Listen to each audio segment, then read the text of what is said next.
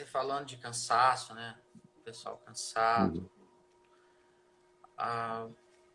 Uma senhora escreveu aqui dizendo o seguinte: Caião, eu estou muito cansado dessa incerteza na pandemia, sabe? Eu estou lutando para seguir, mas eu me sinto confusa às vezes. Eu não sei se eu saio para trabalhar ou fico em casa. Eu estou perdida. Me ajude no que pensar. Me ajude Olhe no... só no que pensar.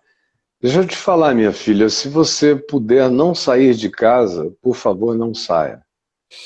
Se a sua angústia para sair de casa é porque não tem o que comer na sua casa, então, infelizmente, você vai ter que botar máscara, luva, todas as proteções, andar com álcool em gel na sua bolsa, manter o distanciamento de pelo menos 2 metros, 2,5 metros, e fazer o que você tem que fazer, se você não tem o que comer. E é isso que as pessoas que não têm como comer fazem porque não tem alternativa.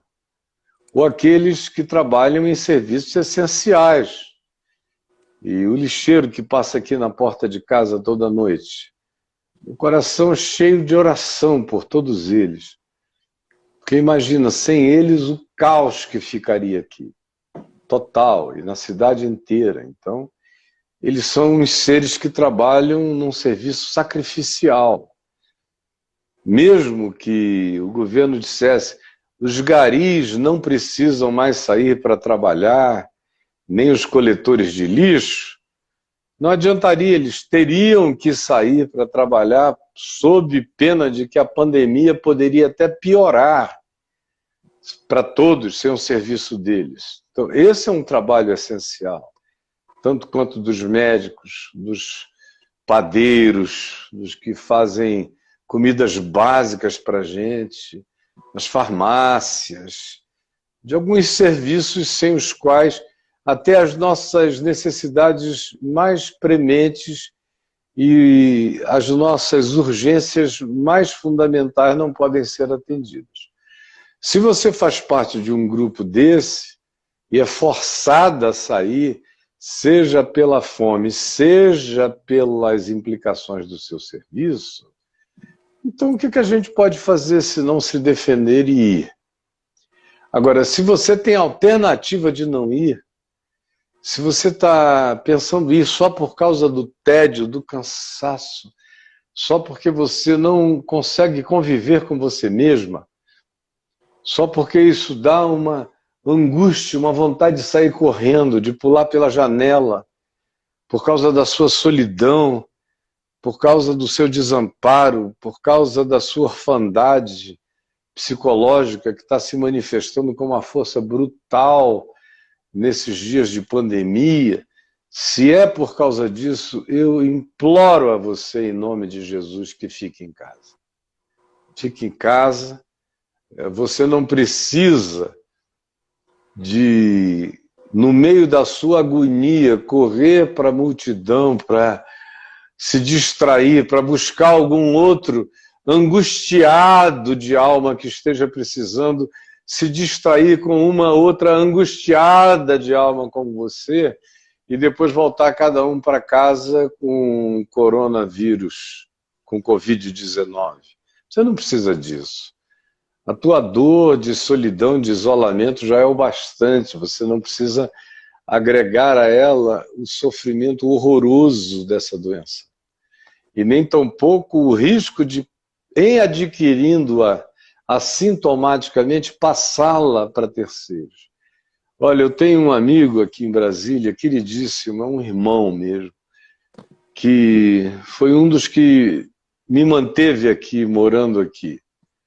E ele foi um dos primeiros na cidade, um dos primeiros casos noticiados de coronavírus.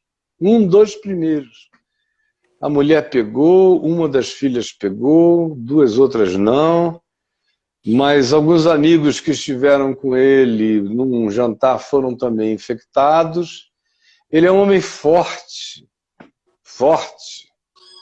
É aquele tipo de homem Você olha para ele, está com 59 anos, mais ou menos, e você diz, esse é um cara forte, que vai ficar aí muito tempo. É um homem de compleição. Come bem, gosta de uma boa comida, gosta de fazer uma boa comida, embora ele seja um homem que tenha meios. Mas ó, ele pegou, ficou dias e dias e dias, não só no respirador, ele foi entubado. Dias e dias, eu todo dia checava, e a resposta era, a situação é muito grave, ore, reverendo. Ele falou comigo 2 vezes antes de ser entubado, e era só, ora por mim. E ontem, depois que ele já recebeu alta, há mais de uma semana, já está em casa depois de 20 e tantos dias de tubo e respirador, e coma induzido, voltou para casa, recebeu alta. E ontem a gente estava falando e eu perguntei, como é que você está, meu amigo querido?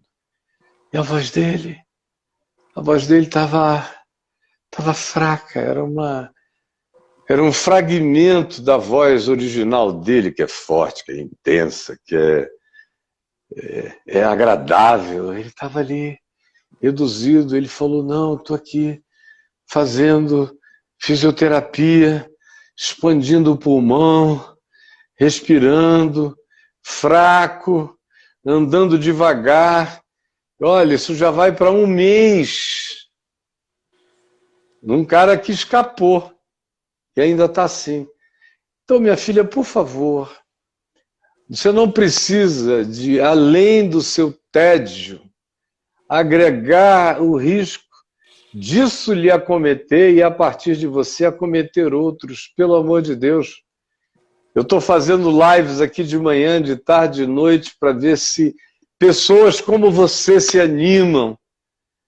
Eu preguei a palavra que preguei hoje de manhã, para ver se você, nessa quarentena, como uma águia, ao invés de entrar em depressão, se você renova o bico, se você renova as asas, se você renova as esperanças, se você renova a vontade de viver. Então, por favor, se você não precisa, por nenhuma das razões antes listadas por mim, fique aí, em nome de Jesus, e não saia, não ponha em risco outras pessoas, nem a você mesmo, como algumas figuras desvairadas têm feito, dando o pior exemplo de como proteger a vida, a própria e a dos outros. Não faça isso, tá bom? E aí, brother? É impossível não falar disso, né, Caio? É impossível. É impossível.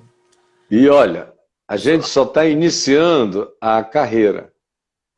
A gente ainda não correu, vamos supor que seja uma carreira de 1000 metros, a gente correu 180, 200 metros. Está no começo da maratona. O pessoal já está cansado, cara. É como eu li aqui em Jeremias, no capítulo 12, no início da quarentena, está aqui no YouTube, para quem procurar, em Jeremias 12, acho que o nome da mensagem é Você já está pedindo arrego? É uma coisa assim, já está no arrego, meu irmão, já está batendo na lua. E o que Jeremias diz... O primeiro assalto fica difícil, né? Se começou 15 segundos do primeiro assalto, o cara já... Está pulando fora do ringue, para com isso. Lá em Jeremias, o que está dito é, se tu, andando com aqueles que vêm a pé, te sentes fraco, que será no dia que tu tiveres que competir com aqueles que vêm a cavalo? Por enquanto, a gente só está andando com os que vêm a pé. Vai chegar a hora em que nós vamos ter que lidar com aquilo que vem a cavalo, meu irmão. E do jeito que o pessoal está se tratando, não obedecendo o distanciamento social e seguindo maus exemplos, o que pode acontecer é que quando os cavaleiros do Apocalipse chegarem, se chegarem como chegaram na China, na Itália, na Espanha, na Alemanha, na Inglaterra, na França, nos Estados Unidos, no Equador, se chegarem com esse vigor, quando esses cavaleiros apocalípticos do Covid-19 chegarem aqui, aí vai ter muita gente desistindo. Gente que nem pegou, corre o risco de ficar tão surtada, de dizer, chega, vou para a rua, igual um sonâmbulo. Se essa coisa quiser me pegar, que me pegue. Mas eu não aguento mais. Porque tem pessoas que não conseguem ficar um fim de semana sozinhos em casa. Ficam loucas, parece que vão enlouquecer, vão perder o juízo.